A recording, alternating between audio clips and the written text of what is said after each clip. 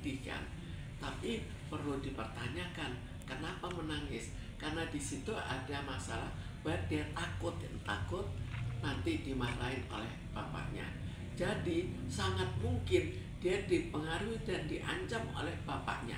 Sekarang kita tidak tahu diancamnya apa, tapi kalau diancamnya berat dan dia tahu, jelas dia akan ketakutan. Orang anak kecil diancam kan ketakutan kan. Bu, tapi tadi klarifikasi dari pihak BAIM di Pengadilan Agama Jakarta Selatan, dia mengatakan bahwa dia juga punya bukti bahwa saat itu Paula sendiri yang menyebutkan bahwa kepada anaknya, sini nak, misalkan dia manggil Kiano kata gitu atau Kenzo. Terus statement dari Paula sendiri dia menyebut bahwa bilang takut ya dimarahin papa. Nah, momennya itu pas si anak itu menangis dan mama jangan kesini, takut pak ada papa marah gitu. Nah, jadi yang direkam itu part yang anak itu sebut gitu loh, Bu. Ya, jadi ibunya juga beranggapan akan dimarahin bapaknya, anaknya juga menganggap akan dimarahin bapaknya, dan ini harus kita buktikan kebenarannya untuk mengetahui apa yang sebetulnya terjadi. Nah, tadi juga sempat si Baim mengajak anak-anaknya untuk menemui Paula. Nah, di situ ada cekcok juga, Bu, di rekaman yang di-share sama Baim. Bahwa kok kamu ngomongnya kasar kayak gitu, katanya di depan anak-anak. Cekcok lah gitu, Bu. Sekarang kita nggak tahu apakah cekcoknya karena ibunya juga betul-betul kesal juga, itu juga mungkin, atau cekcok karena sebelumnya memang hubungannya kurang baik, itu kan kita nggak tahu. Jadi kita tidak bisa semudah itu memvonis, tapi jelas untuk diketahui bahwa membuat anak bermusuhan dengan ibunya atau bermusuhan dengan bapaknya akan berpengaruh negatif di kemudian hari. Berarti dampaknya sangat besar buat anak. Dampaknya untuk anak besar. Jadi apakah kita mau anak kita ikut kita, senang dengan kita, tapi nanti di kemudian hari akan mempunyai jiwa yang tidak stabil sehingga akhirnya terjadi hal-hal negatif. Itu yang bisa kita lihat bahwa terjadi suatu permusuhan anak dengan ibunya kan. Apakah itu dibentuk?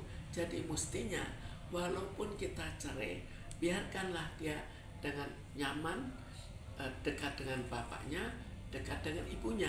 Itunya baru mengurangi stres yang terjadi pada broken home.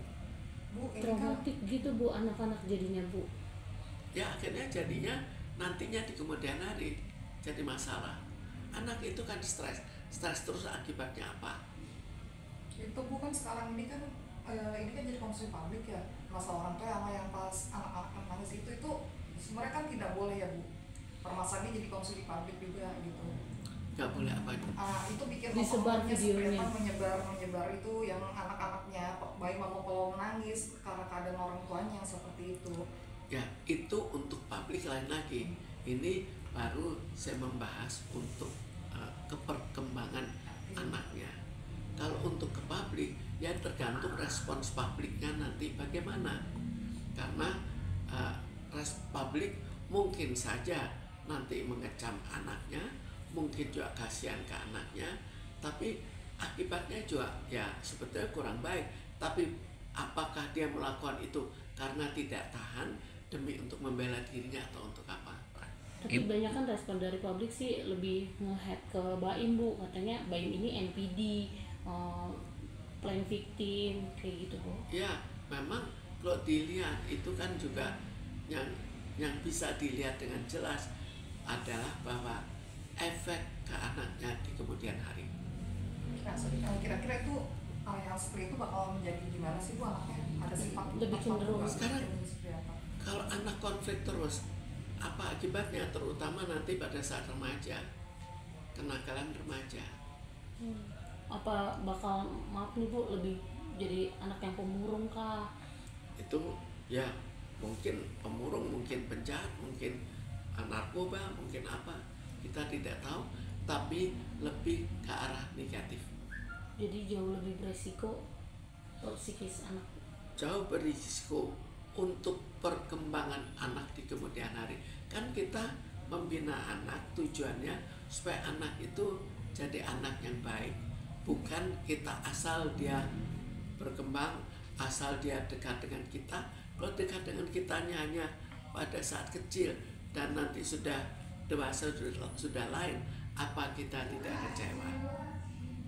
Bu, ada tips nggak untuk orang tua yang sedang berpisah dan mendidik anaknya dalam kondisi berpisah? Saya pikir jadi kalau orang tua berpisah itu jangan dijauhkan dari ibu atau bapaknya, kecuali kalau ibunya misalnya sakit jiwa, yaitu soal lain. Ibunya kena penyakit menular, yaitu soal lain. Jadi harus ada sesuatu yang sangat jelas, tapi bukan karena konflik pribadi antara bapak dan ibunya anak dibawa. Itu jangan sampai terjadi.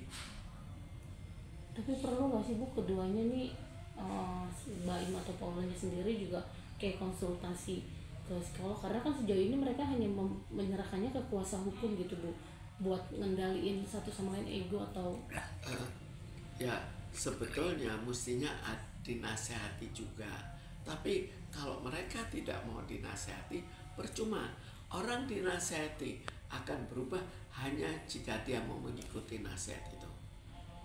Oke. Nah terus kalau untuk kayak si Kiano ini sama sebaiknya harus gimana ya Bu, karena kan tadi juga udah sempat dipertemukan nih Bu, tapi anak ini kembali menangis gitu, nggak mau menolak untuk bertemu. Jadi sekarang kita Baim juga harus sadar bahwa ini efeknya negatif. Netizen Dan sebut mungkin apakah betul Baim 100% terus bersama dengan anaknya? Apakah tidak bisa guru misalnya ikut yang membantu untuk pendekatan dengan ibunya? netizen juga tadi sempat sebut di komen-komenan Bu, bahwa Baim haus validasi, terus Baim ditanya klarifikasi yang sebelumnya si Paula duluan yang memviralkan video anaknya menolak untuk bertemu, terus ini malah yang versi Baim anaknya nggak mau bertemu mamahnya. Sebetulnya kalau seorang anak pada umumnya ya tidak semudah itu tidak mau bertemu dengan ibunya. Itu pada umumnya. Tapi sekecil itu kurang lebih 3 tahun atau 5 tahun gitu anak itu Bu, apa sudah maksudnya bisa didoktrin sampai untuk menolak? Sekarang kalau dia diancam, anak coba ditakutin setan, takut nggak? Takut. Itu ya. Ini ada hal lain yang membuat dia takut. Ya.